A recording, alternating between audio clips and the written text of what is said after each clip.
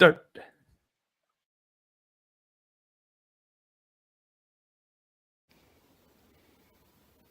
Hey, yo, it's me, Pops Van Marmalade, and you're watching the Comics-Related Madness Network. Uh-huh. So come get some. CromCon. CromCon.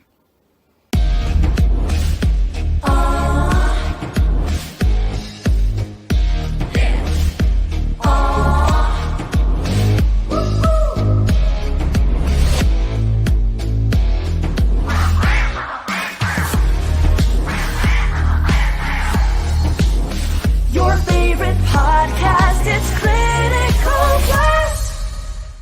Hey, we want to shout out to our sponsors, Daytona Beach Comic Con. If you are a fan of comic books, if you're a fan of comic book conventions, and if you like meeting comic book creators and getting comics and comic-related stuff, then you need to make your plans to attend Daytona Beach Comic Con. This year's show is September 9th and 10th. Silverline will be there, so you should make your plans to be there too. We'll see you there. If you like comics and find yourself in the Orlando, Florida area, doesn't everyone come to Orlando at some point in time to see the House of Mouse? But when you're here, you need to make it a point to visit Coliseum of Comics, especially the one on East Colonial Drive. They carry Silverline comics, even a limited edition Coliseum of Comics version of our comics. So, when you go, be sure to ask for Silverline Comics and tell them we sent you. OCD stands for Orlando Collector Deviants. OCD, Steve and Trish, they're a family of geeks who promote geek things, particularly those around the Orlando, Florida area. They're big supporters of Silverline, and we think you should be supporters of theirs too. Go give them some love. If you are an independent comic book maker and you need to get your independent comics made, you need to look no further than Kablam Digital Printing. They print our books, and they do a bang-up job. They're not only trusted by Silverline, but many, many independent comic book makers. Head on over to kablam.com and see for yourself just how easy it is to have your comic printed by them. And tell them Silverline sent you. Hi, this is Tim TK, host of That Silverline Show on Tuesday. Join us at 11 p.m. Eastern, 8 p.m. Pacific every Tuesday night as we discuss pop culture and the joys of making comics. And I'm Scott Wakefield, host of Silverline's Wednesday Wham, where we talk about comic books and all kinds of great storytelling, sometimes with incredible guests. And we want you to join us Wednesday nights from 8 to 9 p.m. Eastern. We'll see you there. I'm Roland Mann, and I host Silverline's Silver Sunday. Join me every Sunday at 8 p.m. Eastern as we make mine Silverline.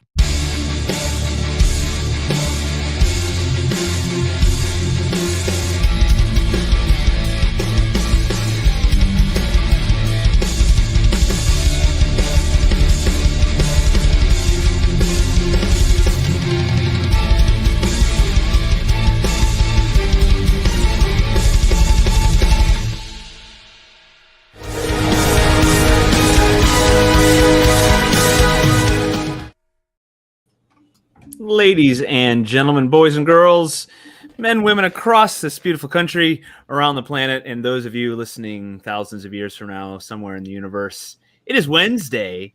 At least it is here on Earth, and that means Silverline's Wednesday Wham. I'm joined by our usual guests, Rob and Rory. Barb is off vacationing, much to our dismay and our displeasure. We told her no way, and yet she's off gallivanting somewhere. And we are joined tonight. I'm honored and humbled that we did not frighten Chad and Matt away last time that they were here. And they actually wanted to come back on the show. So foolish. They should have learned their lesson the first time. We have a fantastic show tonight. That Chad and Matt were here last time, and we love talking. We might go a little longer if we need to, guys. So I'm going to tell them to take it away in just a moment. But right now, they're going to sit awkwardly while I continue talking and remind everybody out there, or in fact, this is the first announcement from the Wednesday crew, that Silverline has a Kickstarter campaign running right now. It is a continuation of the Obsoletes issue number 2 and the Pendulum issue number 1. If you grabbed Obsoletes number 1, you're obviously going to want to continue reading issue number 2. And Pendulum number 1 is a remix. It is bringing back a story that was released quite a while ago. It has been revived, refreshed, recolored, and so forth. I encourage you to go to Kickstarter.com. You can just search Silverline. I find if you just search Silverline and not Silverline Comics, you get better results. That's the easiest way. Otherwise, the URL is everywhere you'll find Silverline on the socials. It is on Facebook. It is on LinkedIn. It is on Instagram, Twitter, and others. It's written on the bathroom wall. It is. If you are watching on your phone right now, look to the right or left. You may see that URL. I don't know if you can click on it. It's there. We are all ever present, and we got that link out there everywhere. So those of you who have backed the campaign already, hey, thank you. Those of you who haven't, what are you doing? And after the show, we'll right over after the show. Get over there and take a look and back that and grab these comic books. They're fun stories. I will remind everybody as we go through the show to get over there. Hey, we are talking tonight, as I said, Chad and Matt are here, creators of an amazing story that just launched yesterday, and I'm going to let them tell you everything they want to tell you about it. Take it away. One, two. What's that? Including the ending. Yes. Tell us. How I love spoilers. He wakes up and it's all been a dream. Classic. Wow. How'd you come up with that? Dallas all over again. Yeah. Well, this is take it away. It just came out in bookstores officially yesterday. It's been, I think, it's been a month, I think, Matt, in comic shops. Yep. It's Sons of Ashgard, Ilmit in Elmgard. It's about Viking squirrels. Yes. So good. which is so much. You don't hear that phrase so very much often. fun. It is a phenomenal phrase. Actually, I was just signing a book as I tell you about that, Matt. I was at a Barnes & Noble today, just kind of getting out and having some fun, and they had a copy there. I was signing it, and I happened to mention, well, it's about Viking squirrels, and the guy behind me goes, Viking squirrels, and he picked up and bought it and ran away. So it's a good marketing ploy. So I've been waiting all my life for this. It's like, you got Usagi Yojimbo, Samurai Rabbit, Teenage Mutant Ninja Turtles, and Viking squirrels. Had to be done. Fits in there. Yeah. Excellent. So you want to talk a little bit about it, Matt, or kind of? You take it away. You got the sales pitch down. We've been doing these signings. He's got the pitch. Yeah, we've been actually touring now for how many times? About 5 or 6 events now so far? 6, I think. Yeah, I had a really great time. I think right after we did our first show with you guys on the 3rd or something like that, May 3rd, we had the free comic book day at the Source. It's a rather large comic shop down our neck of the woods, basically. And we sold out of all our inventory, which they ordered in, which was great. That's it was fantastic. It was a big event too. They had several hundred people there too, but it was still just fun to get out there and interact and see people and come up with books. So I think it's going to do pretty well based on that response. And the stores we've done so far, we haven't killed each other. So we've been able to kill each other. They've done very well too. And the response have been, I think you can say, Matt, too, it's been very favorable from the store and from the people. They really enjoyed it, that Viking concept. I think Matt's art really helps sell it. Yeah. The colors make it just really pop. The story is about, see if I can do the pitch here. His name is Eric Redfur. He's a little guy down here, the little red squirrel, obviously, typecasting. And he's the angry guy that kind of has some issues in his past and trying to get past them and thinks he can find a new life for himself in this world of this new setting, basically, of Elmgard. And it doesn't work out so much like he was thinking it would be. And he finds himself involved in this larger kingdom-wide war, we say. I think Matt's been saying mystery that needs to be solved, a bunch of different things going on. And through that process, he finds his friends. It's kind of an origin story, but also has some challenges along the way. Yeah, I actually show some pages there. This is a very introductory page. I like what they did with the backgrounds, too. It's kind of fun how they laid it out. Made it seem kind of old school, but new school in a lot of ways. But so obviously Sons of Ashgard, Ilmit and Elmgard is the first volume. We're looking at making them stand alone so you can read them independently, but there'll be some kind of interconnectivity between the issues so you can get more information out of the whole storyline, if that makes sense. There's a fun little... That's so good. I love it. People like them. I mean, they really, really turned out well. Yeah. What do you think, Matt? Any comments on that? How you drew them? Yeah, those are the chipmunks. The chipmunks are evil. I'm with what you, they Mike. look Yes. like without their colored T-shirts and baseball caps. I was going to say, which one's Alvin? Right? Huh. I don't know this guy. The Mischievous. He has a mohawk, yeah. But yeah, so the general idea, obviously, we wrote it primarily, I mean, trying to figure out a way to better explain it, but we've been I wrote it for adults, obviously, but it's not gratuitous in any way, sense of the word. It's just a very fun, entertaining read. And so anyone can read it from, I always say adults to adults, basically like an all ages kind of thing. A lot of the reviews we've been getting to have been kind of saying the same thing, where it's like, it has a complex story, if you want to call it that, with some issues and stuff, but it's really an all ages type of story. So as you can tell from the artwork and stuff, it's pretty fun. It's just an entertaining read. So It does look fun. I always like to throw in, and Chad's probably getting sick of me saying, but like Secret of Nim, Watership Down, Yep. And then Disney's Robin Hood. Yes. Ooh, the lolly. Yep. yeah, it kind of has an animation quality to it. So I think when we were starting out, we wanted to make it, I don't know about you, I wanted to make it fun and just entertaining. I know some people have commented that you should make it serious. It's it's about Vikings and squirrels. And it's they're wearing clothes. They're carrying weapons. They're talking English. I mean, it's not real. It's not believable. Well, it's like you can have both. I mean, Disney animation, classic animation has showed us you can have a serious story and use cartoons to tell it. You don't need to make everything, like this is a serious story. They all have to look realistic, and it doesn't have to be that way. Secret of Nim had Dom DeLuise, right? And yeah.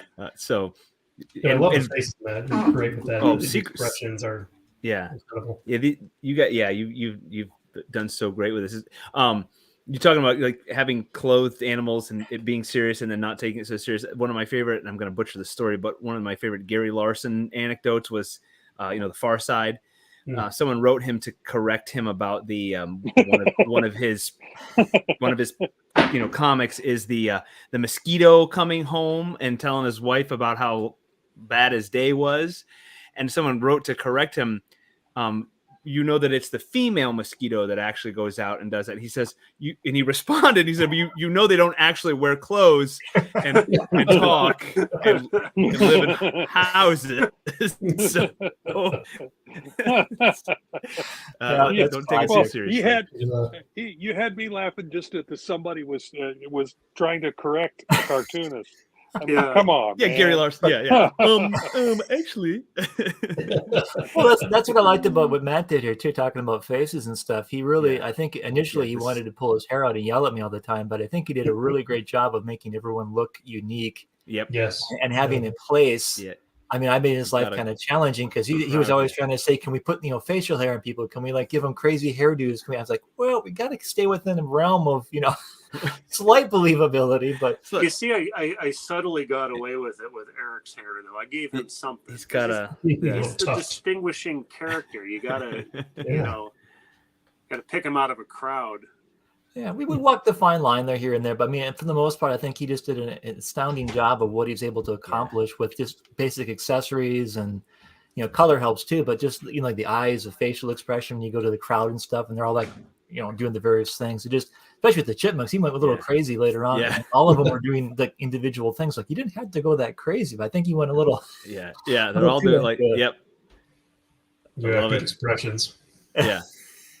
I like the body paint because initially it was a fun idea. Like, how do you make them look like, quote unquote tribal? It's like, well, they already come that way. The body paint.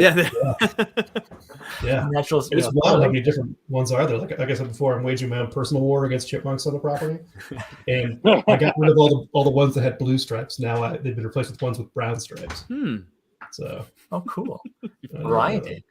Yeah, just it's like I said, the color really helps to pop. They did Hi-Fi is the colorist. They've done a lot of stuff with DC, Marvel, Dark Horse, obviously, independent stuff, and it's just went for like a cell shading type of animation, kind of quality too, which I think really just look at the guy in the background there, the arm raised up and everything. It's like just everything is just. I like the guy in the background on the top one.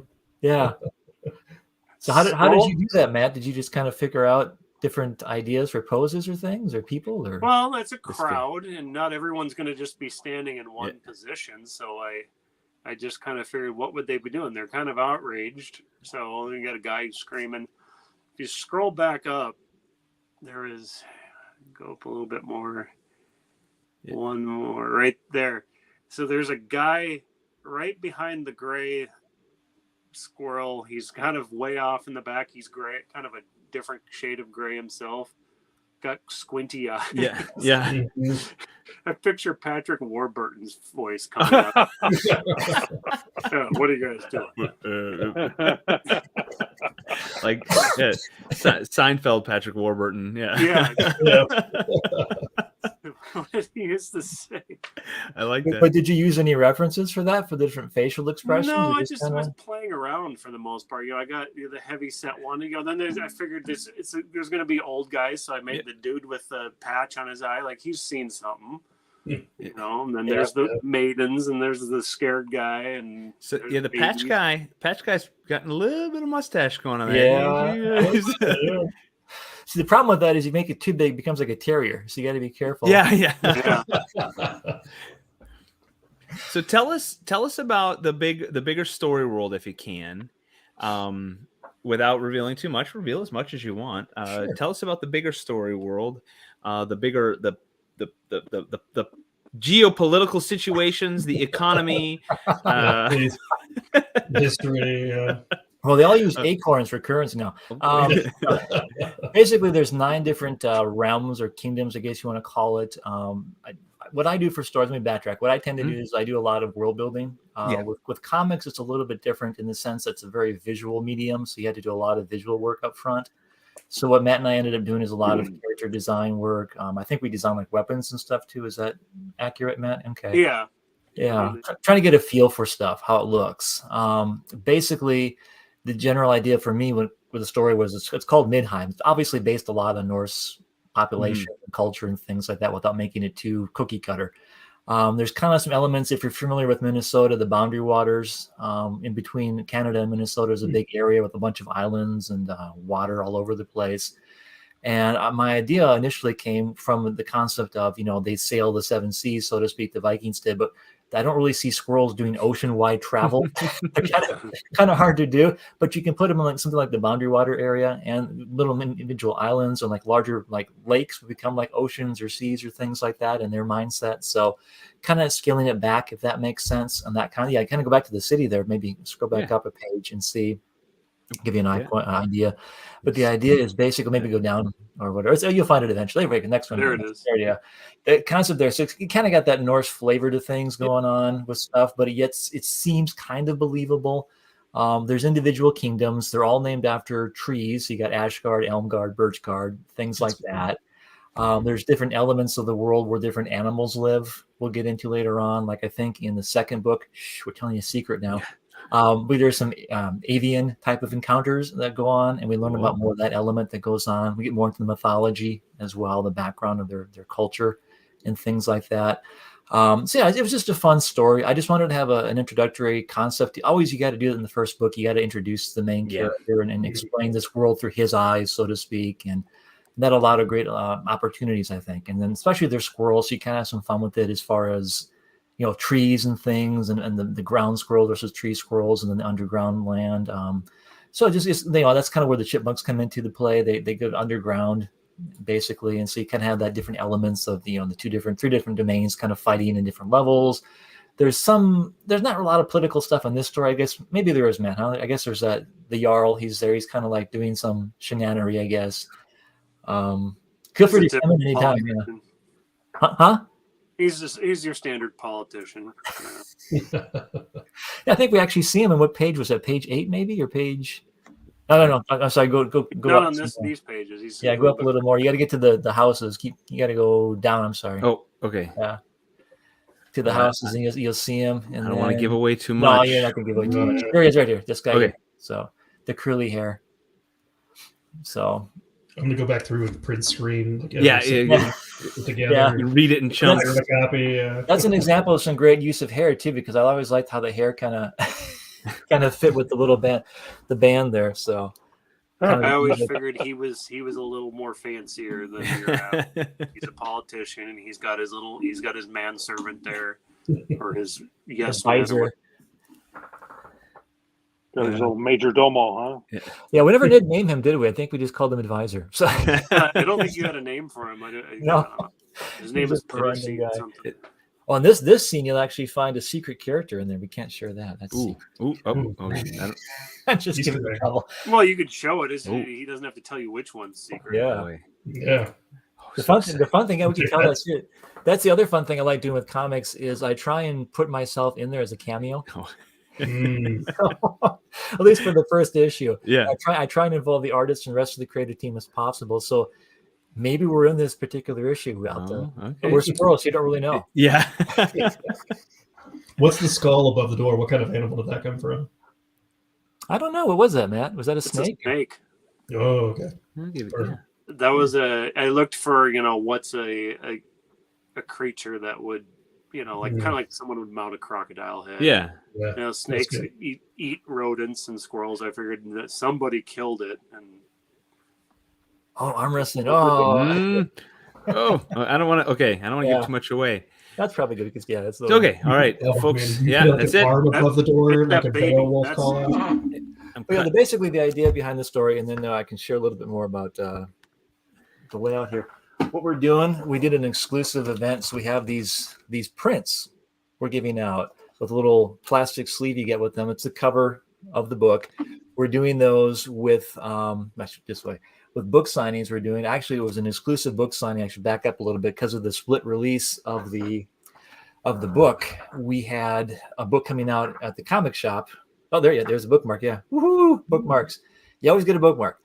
So you can get that signed, get the print signed, get the book signed, and we also have for bookstores My Jones Soda, which is the Ashgard version. So it's cool. That's cool. So, that's fantastic. Yeah, if I can show that. Oh, there it is. There we go. Yeah. If I click on you and make you, there we go. There you go. Actually, root beer. So if you like root beer, there you go. That's so good. It's been a hit with the stores. I've actually getting kind of a reputation, I guess. I've done some book signings for pro stuff in the past, and they're like, "Oh, you're that guy that does the soda." I'm like, "Yeah, that's me." That's so cool. That's fantastic. And it's actually a great marketing. Like, you want to learn about marketing? That's a great marketing idea because they don't drink it usually, which is probably a good thing. It's probably too much sugar to. But they keep it up. It's a nice little memento. It's a nice little memory. They think, "Oh, you guys are the nice guys that gave me some pop." So that's cool. Yeah, I'm making a signature mead for you guys. I got two gallons going right now. That's the next thing, right? But I thought root beer is close enough. It fits the color scheme a little bit. Yeah. So walnut mead. Acorn. But no, it was really, really fun. We had a great time because we had that release cycle. It came out the first, I think it was the 5th or 6th of May. So we had like a month or so already. We've been doing signings. May 9th. Was it May 9th? It's kind of a blur now with everything. I know. But we've been doing signings at comic book stores and Barnes and Nobles in particular. And we have one coming up next weekend. So if you're in Minnesota, if you want to fly up here, we're doing it at the Mall of America, which is a nice store. Very, very fun store. And they're supposedly the biggest graphic novel retailer in the state for comic books. So if you can believe that. So that'd be fun. And they really like me, at least. I don't know about Matt. We'll find out. We'll see.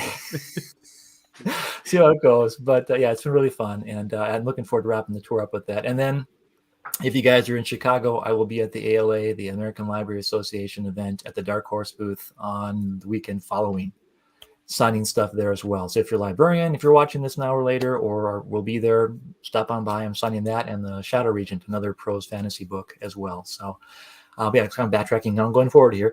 We're doing the upcoming events now. Like I said, it's released in bookstores, and so we can actually do some more fun stuff with it. Unfortunately, the tour is kind of coming to an end when the book comes out, but we've been having some fun times. So we had to kind of jiggle some things around and do some exclusive signings, and that's where we had the special releases and the prints and things tied into that. So is there anything else you want to add to that, Matt? It seems like I kind of got a mouthful in there. No, as you've explained it well. Okay. No, I love it. I love that you guys have been, we talk on the show quite a bit about the ins and outs, all the background stuff that has to happen about being a professional, meaning even if, you guys have Dark Horse, that's awesome. You get picked up by one of the bigger guys too. They they don't do a lot of the legwork. They do some of it, and be very thankful for what they do. But man, there's a lot that you have to do. And I watch Rob and Ron Fortier do a lot of stuff together with their projects for Airship 27 and all the promotion that has to happen for the Silverline stuff. And you guys are just knocking it out of the park. So people out there watching, get over to chadcorrie.com, right?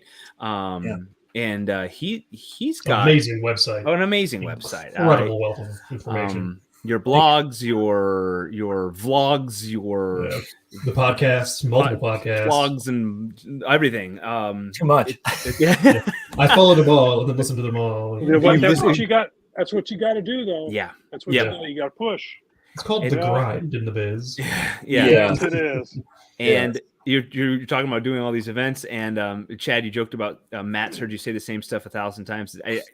Rory and I have only done 2 books, and you get your routine. You have like a well-worn record, and then you just turn off while the other guy talks for a while, and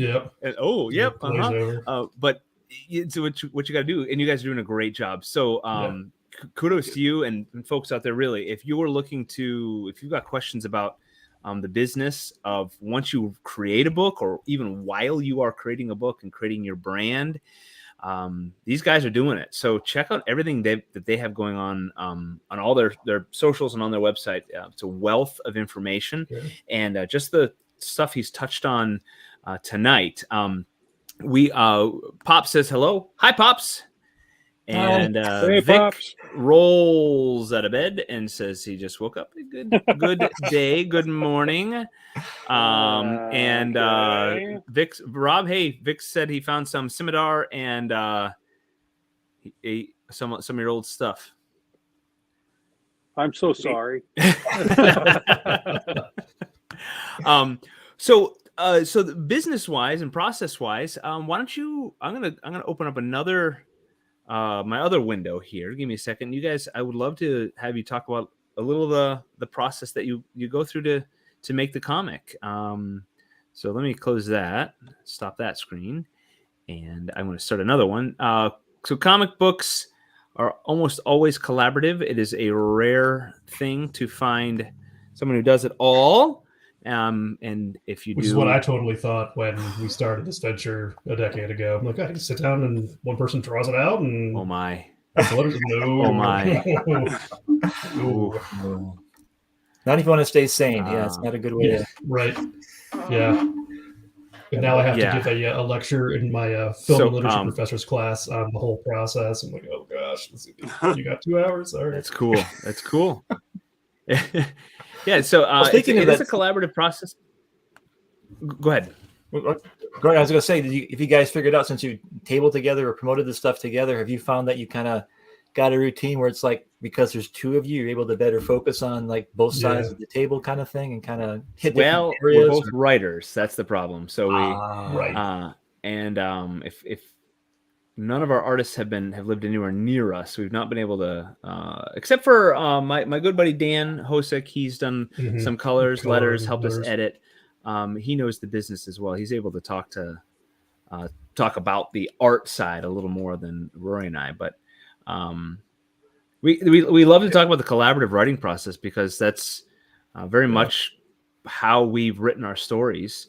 One of us hashes out part of the plot line, and then we verbalize it. It's great. I really like reading our script, because comic books can read a bit more like a script. You have some movements and action and camera angles. And it is much more helpful when we're in the same room. Because we can fight. The headlock, the noogie. It's a useful tool. You can feel the energy and the anger. It feeds the creativity. Putting out the cigarette butts and the beer cans and but the collaborative process usually, a lot of times it's just that's so awful. in the academic world, sometimes it's just the worst thing ever. But in the professional world, when you're trying to create something amazing and be successful, working out a plot and a script, I love it because it's storytelling. I love making a story come to life, and when we're talking, and then you guys have probably experienced it. Someone has just that the just something just clicks, or the pieces fall together while you're trying to hash out some. Usually, it's you say something you've never thought of before. Yeah. Like yeah. roll that. Ours is steampunk, and what we came up with was it roll that beautiful steam footage. Yeah. Just as a joke, he's joking around. Like, oh, it's actually pretty good. That's pretty good. It just did nothing to help our story, but it was good. We had a fun time. But when you manage that, usually you're trying to make that transition happen. That's like it's always the little bits, the connecting bits that are the big hang-ups. You've got all these great things you want to happen, and it's just fitting them together, and so hashing them out is fantastic. So Tommy's here, or at least he's in passing. Hi, Tommy. Vic says hi. And the artists are staying away from the history nerds. I know we do frighten people away. We do. We're a bit too much. I get it. But tying into what you're saying, what I find out too is, we're working with Matt in particular, is you'll find things, I'm sure you're the same way as the writers, you'll find things, oh, that dialogue doesn't really fit anymore with this panel as they draw the panel or the page, or they discover something, a different way to show something visually that you weren't thinking of. And he said, oh, that works a lot better. So you start changing the story or rewriting it to better fit. You do kind of, I'm sure you guys do that too. You kind of fit the visuals in the story. You edit the word balloons and the captions and things to make them fit and flow better with the imagery and things like that. So it is a very collaborative process. You can't really have ego. Right. You do this. I mean, you can, but it's not going to really be successful. The amount of pages of mine that Scott's just innumerable. Garbage. This dreck. But it makes you better because you have people that help you. They see things from a different angle, especially like Matt, the visual side of things. He'll say things once in a while like, can we do this, or can we change this? Or this doesn't really, thankfully hasn't done that often that much, but it's like, this isn't really working too much. Can we change this? Can we tweak this or whatever? And I always ask, I don't. He's polite. I don't just take liberties and be like, deal with it. Yeah. You can say anything as long as you preface it with, well, respectfully. I mean, that's a load of force. Consider. I think there were a couple pages early on in the script where it's like, I approached Chad. I'm like, can we add another panel? Or subtract even, depending on what's going on, because we got too much going on and you need to break it up. But I think that was fairly early on, because towards the end, I don't remember ever having to do that. It got better. Yeah. But if you scroll up again, we'll kind of go through the process here a little bit. Is initially, I don't have the script, unfortunately, to show you. Maybe that's a good thing to keep the secret. But basically what happens is, I think it's a general process for most comics. If you're not familiar with it, there's a script. And how you write the script, it varies. Some people like the Marvel style, which is, you kind of just tell a thumbnail approach to things, and people just, do the artwork and they fill the story in later as you go kind of thing. I'm more of the traditional script type of thing where you have all the panels written down, you have dialogue written out, sound effects within each panel, and so on and so forth. And generally what I try and do, I'm maybe different from a lot of writers, is I like to have the artists have some freedom, actually have some fun when they're doing the work. And so I don't try and over dictate everything, this has to look this way, and this is, this type of this, and da. I say, here's the general idea. I give them some reference material and information, and then let them kind of go at it and say, here's kind of you have fun, figure out what you want to do with it, kind of have some, you can't deal with everybody, obviously, because some artists will need some more direction. Matt's very mature. He can figure it out. He's done it very well. And hopefully, I can't speak for Matt, but I think, these are his thumbnails. He's starting. I ink those, color them. That's I love it. Sorry, I love it. Well, there's an example for the first page here on the left. It's just the 4 panels there. We broke it down, and then the next page, obviously, you have 5. Yeah. And I didn't explain to him how the panels look. I didn't say they had to be vertical or horizontal. I didn't explain the width or anything. That's kind of why I said leave them that flexibility. Sometimes I'll say should be the biggest panel on the page. This should be the extreme close up. But otherwise, I just, like I said, let them kind of decide how the layout looks and what works best for the page and what they want to do. So I think, you want to comment on that, Matt? Or? Yeah, that's usually, it's pretty freeing. I've worked with editors before that they don't understand what we're looking at here. Like, because I have a day job. At the time I had a day job, plus I was doing sketch cards at night, plus I was also teaching art. So I didn't have any time, and I was sending these thumbnails, and the editor had no clue what to do with them. I'm like, I need you to approve this before I move to the next stage. I only give them, you know, a little bit here and there before I'm going to say you're stuck with whatever you get. You know, Right. Once it gets an inking stage, I made the mistake a couple times where they're like, yeah, we need you to redo the whole page. So Chad's been really good. He understood what I was doing right away. Here's the thumbnails. You know, does this look good to you? I always, you know, and most of the time he's pretty cool with it. A few times he's like, can you move this character over to here because of where they're standing in the scheme of things, you know. But for the most part, it's pretty much as I send them, they get approved, and I can move on. Real smooth. Yeah. Just a couple weapon things once in a while that we got to fix up, but that's minor stuff. Yeah. That's generally the basic layout, and from there, this is that same page in the top left. This is a bigger version in pencils. Love it. So he'll go through. You want to take that on and kind of how you draw and whatever, or set up a page. Yeah, it's pretty much. I mean, a lot of these, I actually have a hard time recreating the energy of the thumbnail, like straight up, like if I'm just drawing it again. So I will blow it up on paper and trace over everything and then fine tune it. Yeah, I've done that. Sometimes it just doesn't translate from the thumb. Yeah, you get that certain look and that certain energy, and it's like you try and recreate it. It's like, what am I doing? It's gone. Yeah, you have to have it in the copy it. Drawing. So as you can see, he gets pretty detailed with it, with the artwork. I mean, the weapons and stuff. I think you had the most fun with Gorm's axe. I would guess, right? Yeah, it's a lot of fun, but it's actually the one I have the worst time with is Rolf, because he carries two weapons and they don't stow as easy, because he's got the bow and he's got the spear, and I want to, you know, like all the others I can, you know, pretty much they got a satchel or a sheath or something they can shove it in, but he's kind of always got to be carrying that spear around. Yeah, you can kind of see him on the top panel there on the page. When he's got to like transition to arrow, I got to make him stab it into the ground or, you know, drop it or something, you know, because it doesn't. I collect action figures, so I always like, you know, like when you could put all their gear on them. Yes. You know, like, if I had a Rolf action figure, I'd have to make that spear like fold down. Oh, you guys ever thought about that? Making miniatures or 3D prints? All the time, I think of. That was from day one. I think we talked about this to make a good action figure, but it's a process of you got to have enough notoriety first. Yeah. Want to spend the money to actually invest in you. It's an expensive venture. I mean, but that's an approach I use for when I'm designing some of the characters. Like how you know, I would like to play with this character. Like Henrik in the background, he's got a detailed like leather chest thing. And then he's got the two swords, and it's just like, this would be cool. Like, you know, if they made him a toy. He's the guy right there with the dirt. Yeah. Yep. It's actually supposed to be Brigandine armor. I think we kind of did our own little version of it. So it's again, it's not supposed to be realistic. People, if you're watching, it's a squirrel. Actually, in Norseman. And I mean, you know, they don't really have the swords behind him either. We know that it doesn't really work. But there was a ton of detail on the original design. I'm like, there's no way I could recreate drawing this every single time. I got to dumb it down somewhat. That was fun, actually, seeing you kind of shoot yourself in the foot in the beginning. It was like, how detailed is you going to make this stuff? It's like, you know, you might want to tone that down just a tad. Well, I went off of the.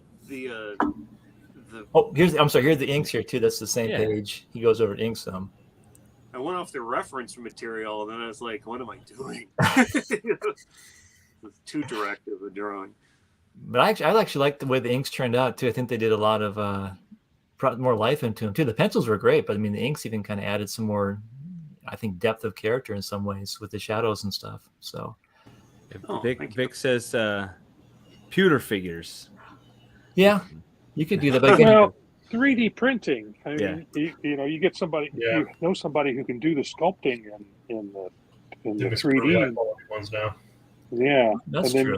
You could sell just the program itself, so people could print their own. Oh yeah, the STL paint and assemble them, and that'd be kind of fun. Yeah, maybe down the road. I always like this little image or two on top you got there. It's kind of fun. They actually used it for the title page, I think, or part of the title page, or background, or maybe of the book. So that was kind of a fun little you can see how it changes the flow as you go down to the color. So once you get the inking done, that's after the pencils, Matt will come in and say, like you said, the final form, it's like, well, is this okay? Because I'm going to ink it now, because Matt was doing this old school by hand.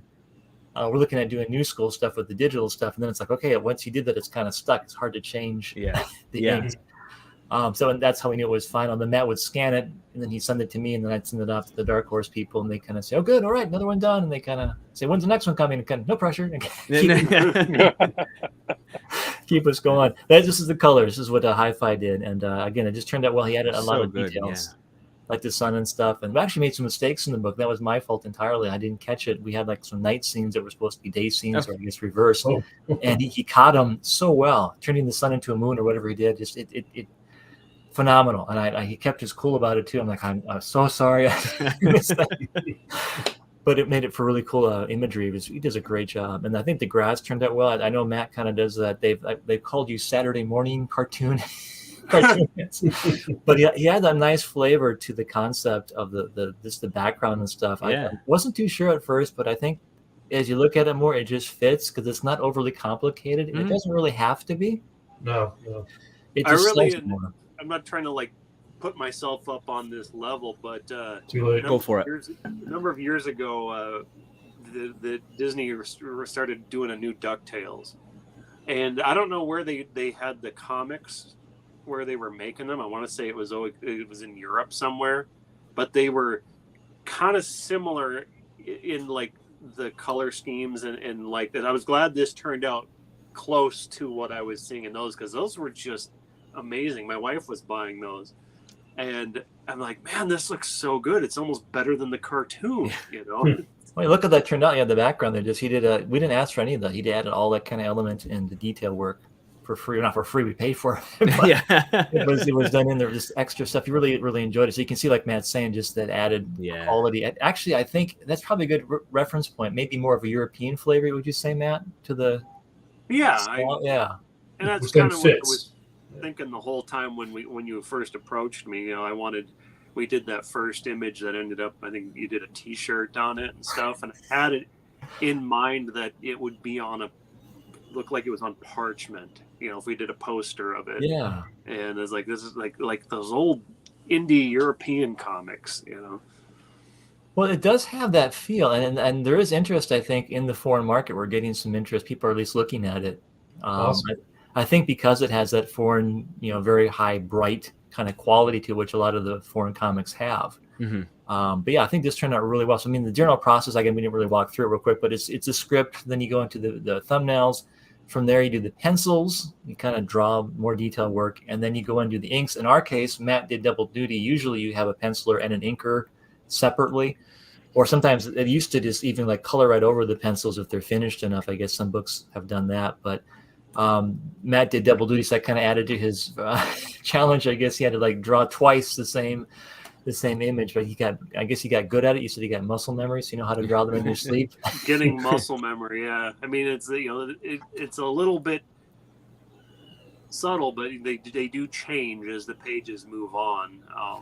Because I was getting very comfortable with my designs. Like it's like you start to, like I can draw Gorm, without having to sit there and look at all my older drawings, and he looks fairly consistent each time now, whereas at the beginning there was a little bit like, oh, he looks a little different in this panel than he does 10 pages from here, but you don't really tell. I mean, you don't really see that. I mean, now they might, because you said it, they'll probably go back, oh yeah you changed. But look at that, it looks like garbage earlier.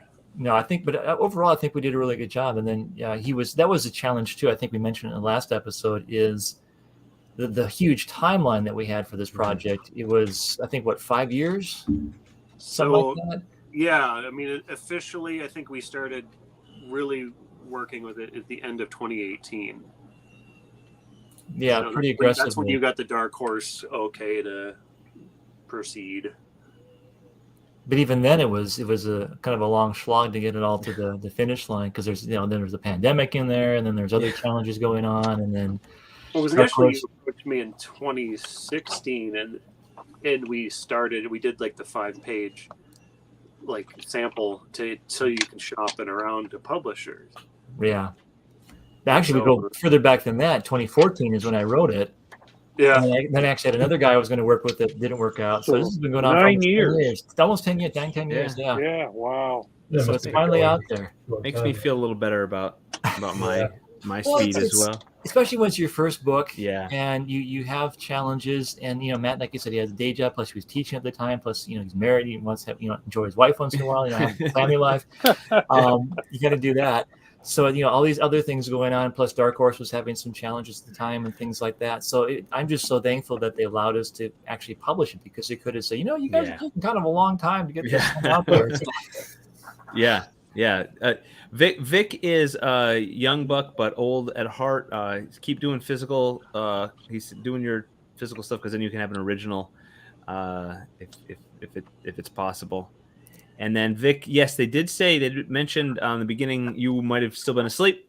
That are you inspired by the anthropomorphic stuff like Usagi Yojimbo and Pandacon? So yeah. I'm not really, but I don't know about Matt. Are you inspired by that? Well, yeah, I've always loved like gummy bears. Remember gummy bears? Yes. I see some of that. Yeah, I see some of that as inspiration for what you're doing. They dress the same. Yeah. I always liked the idea of like animals that don't know they're animals, and they go and they do their, they go on adventures. Basically, just animal stand-ins for human characters. There's Teenage Ninja Turtles. You're right too. That was I think we got a review recently that was really actually from England, which is kind of funny. That was commenting to the effect that this is a very serious, fun story, but it's told for all ages, and it's enjoyable, and it looks like Sunday morning kind of. It's like, well, you got it. You got the idea.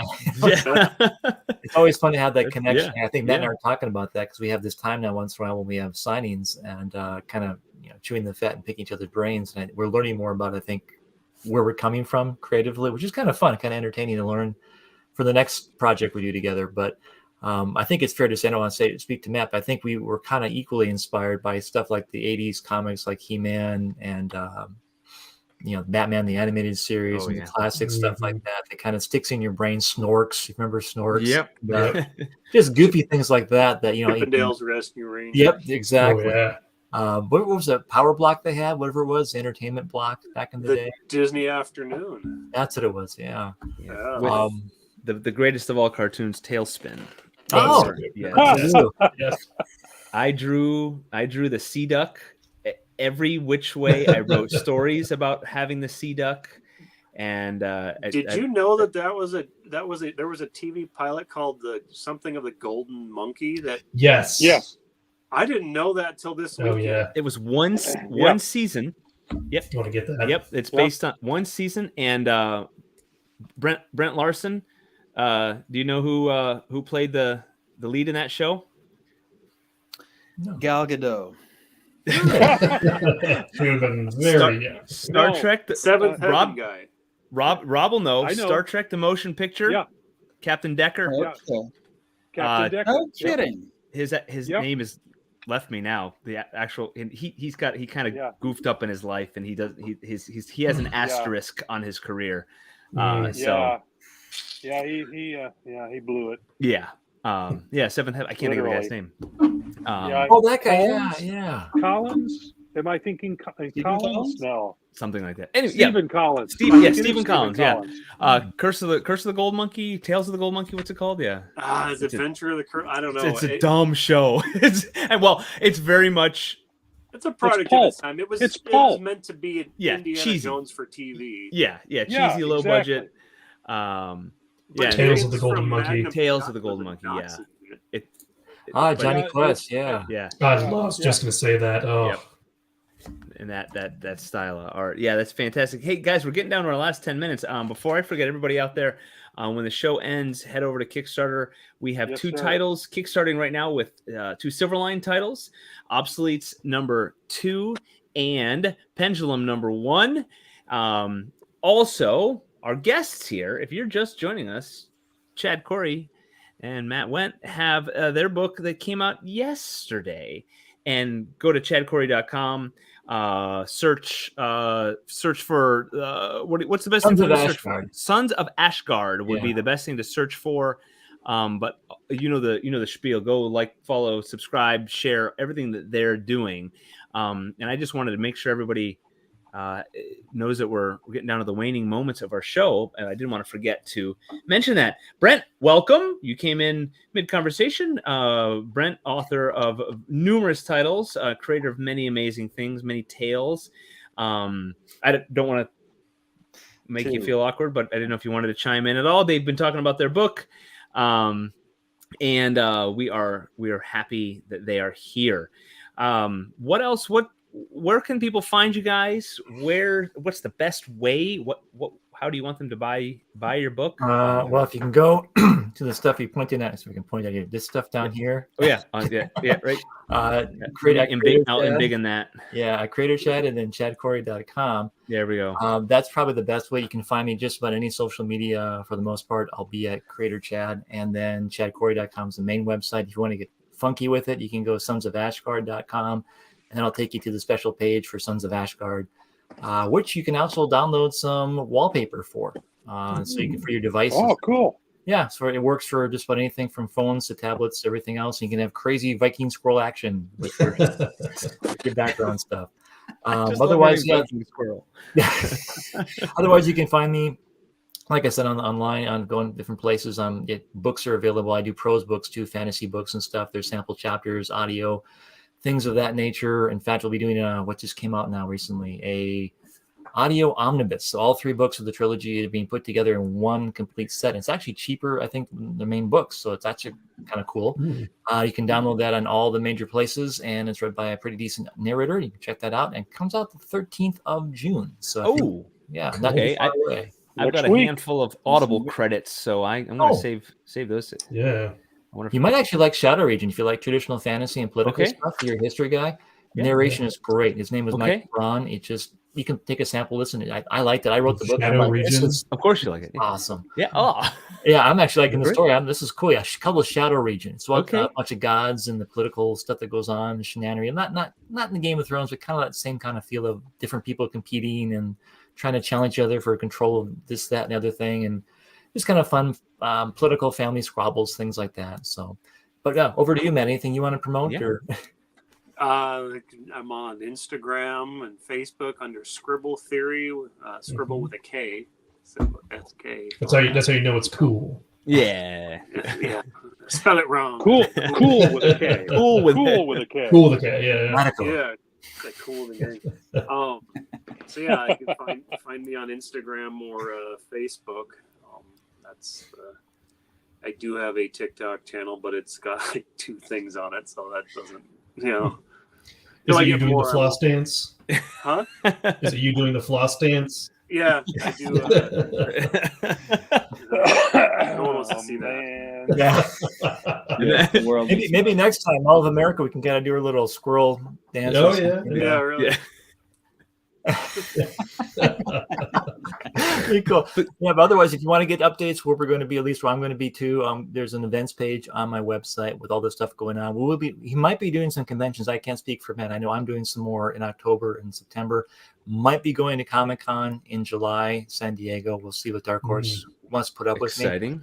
We'll see how that goes. We're looking into that. So I will keep you informed on the website and social media as far as that goes. So I don't want to get too spiely here with everything, but that's generally it. I mean, like I said, I always encourage people. There's a bunch of free stuff on the website if it benefits you. I don't like forcing stuff on people if they don't want to buy stuff. I'd rather they try it before they get into it. So, check out the sample chapters, the excerpts. There's no audio for this graphic novel, unfortunately, yet. Maybe there will be in the future. We'll see. It's kind of weird doing audiobooks for graphic novels. It doesn't always flow. Yeah, that is that's interesting. Yes. Yeah. Turn the page now. Yeah.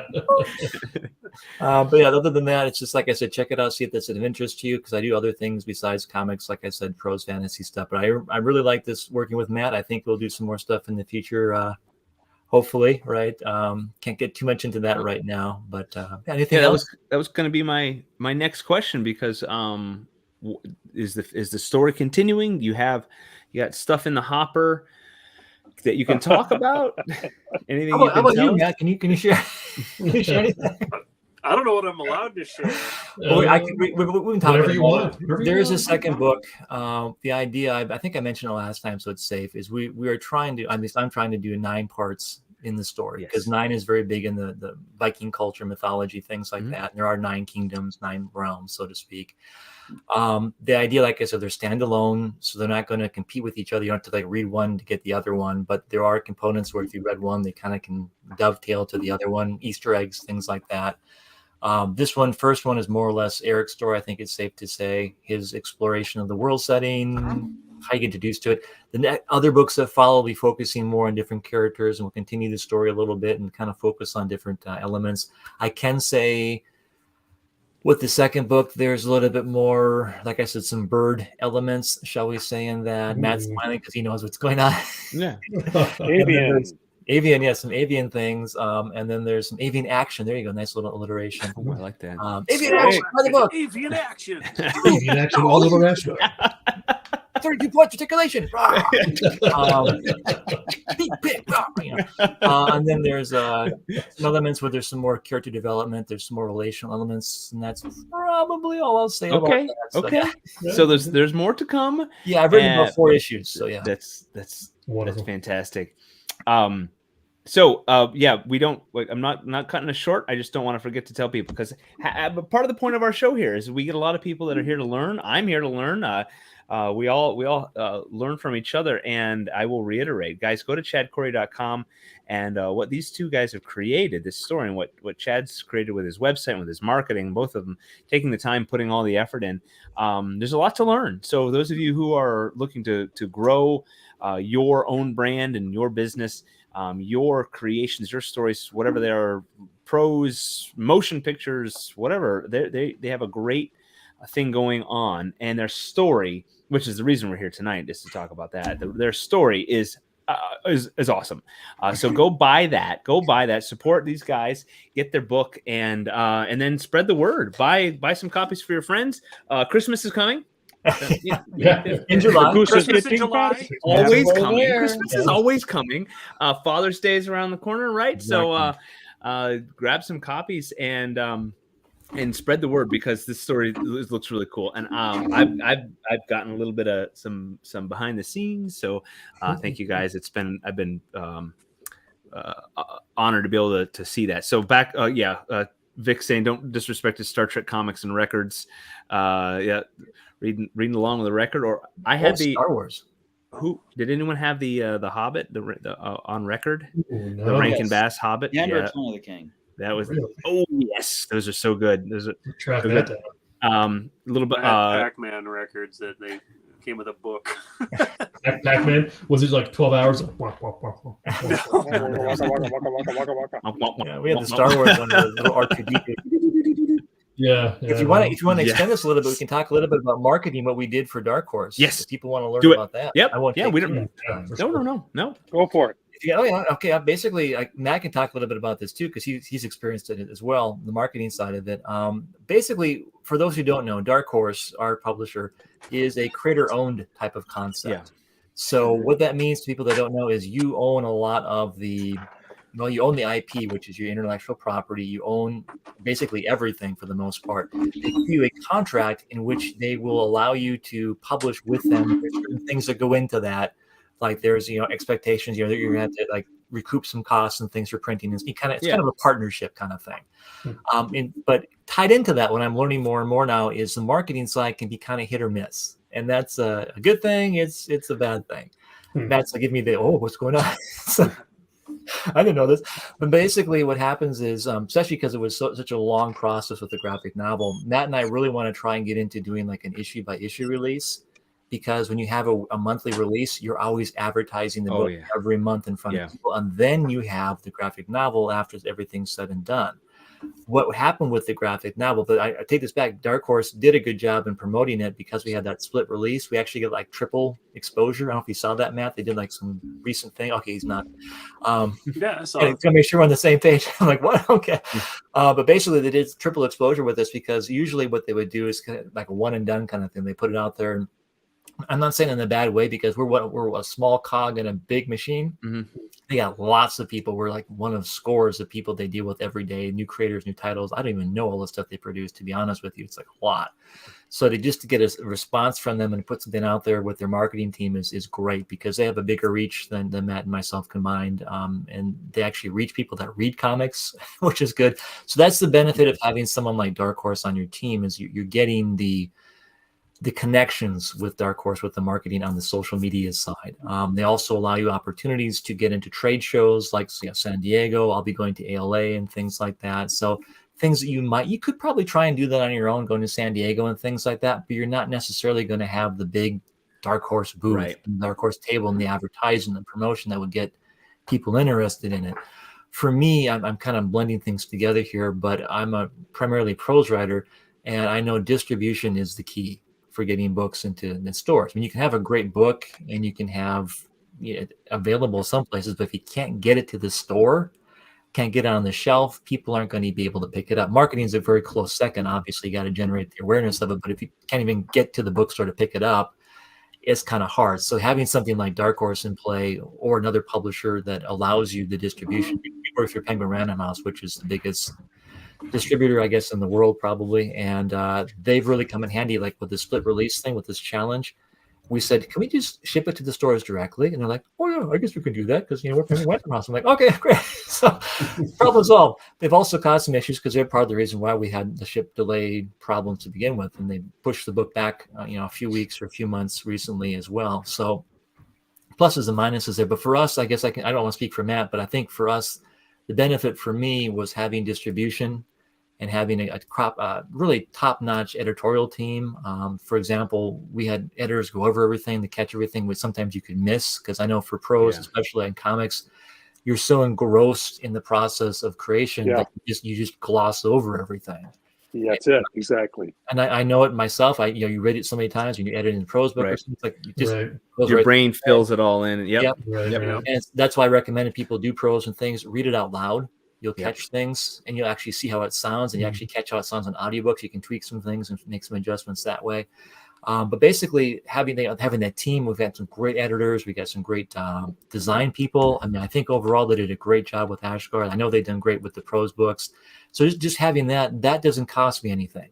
So that just having that benefit, I think, is a big plus. So in a lot of ways, I can't speak to every publisher, but just something like a Dark Horse, maybe like an Image, it's like self-publishing plus. You get the benefits of self-publishing, the creative control, the elements of it, but you don't have to be in charge of so much of it, and you don't have to pay for all of it, at least up front, if that makes sense. I mean, there are other things that come into play with that.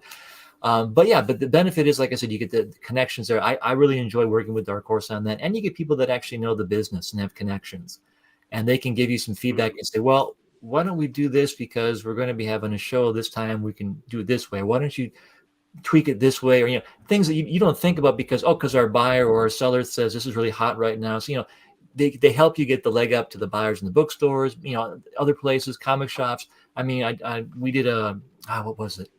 Somebody, a great connection there at Dark Horse. I have great people there all around. I can't speak too highly of them, but they had a special promotion we did just for comic shops, where I was to write a letter to people and say, hey, this book is coming out. We think you really like it.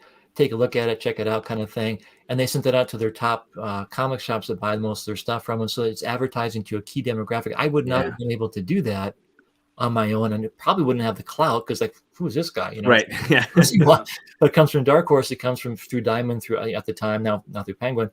It seems more, you got some credentials. Wow, that's great. So that is, I think, the benefit. If I can say anything, do some research, and not to say what you're doing, if you want to do independent stuff is wrong.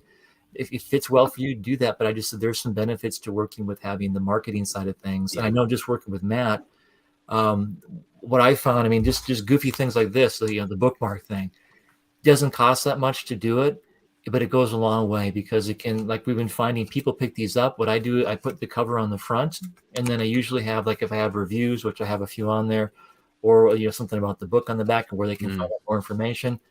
It's real simple, and anyone can do that, and that alone can just get interest. Bookstores like it, people like it, because it's a companion piece to the book when you sell it. I mean, is there anything else you want to add, Matt?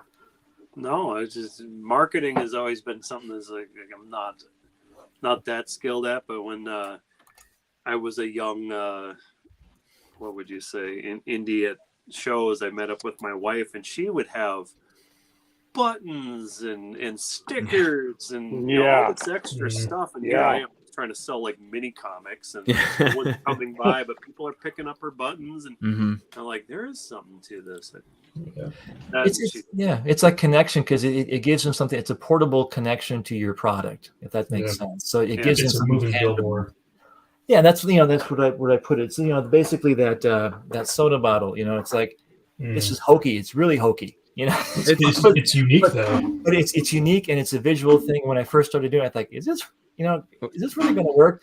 But it's like we said, it's a visual thing. People see it, and they actually like the concept of the product. They remember it, and now I have a kind of a reputation, and it's a good thing to do. So don't talk down about it, because co-creator of Bane, Graham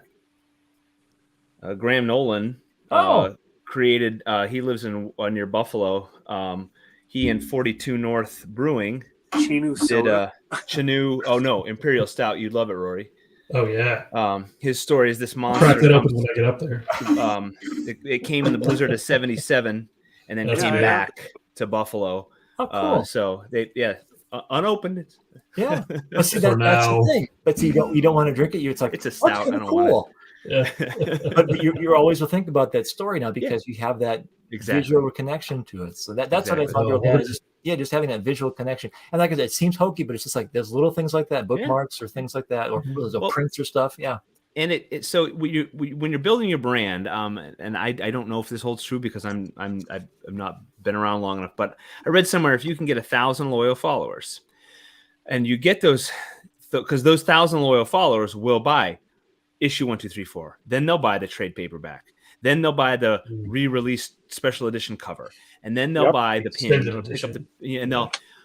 And that's what you want. Then they'll get the audiobook. You get those 1,000 loyal fans, and you get loyal fans by giving them those little extras. Because I've got the comic book. But I also have an unopened bottle of pop. Do you have that? I do. I'm a diehard. So those are and they've got to come to the conventions to get those things, or they've got to do that, like with Kickstarter. That's the drum I beat. You guys, this is your one opportunity to get the unique thing that sets you apart. You're not going to get this cover again. You're not going to get these extras again. This is the time. And I mean, because the book, you'll be able to grab the book later. But now, you grab those extras, and only get Dean's cover on the Kickstarter. Had to be there. Had to be there. So that you guys have done a fantastic job marketing, and it is a lot. Especially in the indie world, which is where most of us live, there's a lot on your shoulders, and then you got most of us have both jobs, and just creating an interesting social media post every day. Something new. That is key. Just to keep it new, keep it interesting. It's a lot. So, you've been fantastic. What did I tell you, Matt? I looked at Matt the other day, and I said, if I didn't have to do this for a living, I wouldn't be on social media. I wouldn't be. It is work, and it is a challenge, and you don't want to be that annoying guy. Like I said before, to always bug people. You want to keep it relevant. It's just you got to throw in. I call them palate cleansers once in a while, where it's like something totally irrelevant. It's like I'm walking today or something, on my bike, just completely different to kind of spice it up a bit. So, But again, I don't want to be like clinical guy. It's like, well, I got to do 5 p.m. I got to do this post here to this people. And with all marketing, you probably half of your marketing works, but which half? You don't know. And it surprises you, because sometimes it's the weirdest stuff people like, and it's like, It's usually the throwaway one, the dumb one that you just like, I got to get something out there. You put it out there, and that's the one that gets all the hits. And what? The one you curated and spent hours on and wrote a script for, or the annoying one is like months afterwards, someone will a lot of people will start liking it. It's like, all of a sudden, now you like it? Like, yes. Where were you? Where were you then? Yes. It just means it's a sleeper hit. It's going to be a pop classic. Right. Well, so you guys do that too. Okay, not the only one. It's like, we got something different. Yeah. Yeah. You guys have been fantastic. I don't want to cut anybody short. But I gotta go collect some bees out of a tree still. I have Be safe. Be yourself. Okay, I'm ending it right now. Chad, Matt, your story is fantastic. Everybody out there, I vouch for it. I love it. What I've read. Go buy a copy. Grab their book. Grab Chad's other books and check them out on social media. See what other work they've got in their resume. And Silverline is on Kickstarter right now. We got 2 titles. We'd love if you jumped over there. Busy night clicking around. Go support our books, support independent creators, artists, and writers, and we will be very thankful. And so we can keep creating and keep making great stories. And we'll be here next week, Wednesday. I don't remember our topic, but it will be posted on social media. Like, share, follow, all those good things on all these great people. We're all out there on social media and the interwebs. And that's it for my parting thoughts. Chad, Matt, thank you so much. And you are welcome back anytime. And we will be happy to continue talking and see how your stories are going. So without further ado, while I ramble, I'm going to click over here. I'm going to click the stream end. Good night, everybody. And always remember, make mine Silverline. Good night. Hi, I'm Bill Black. I created FemForce. But you know what? Today, make mine Silverline.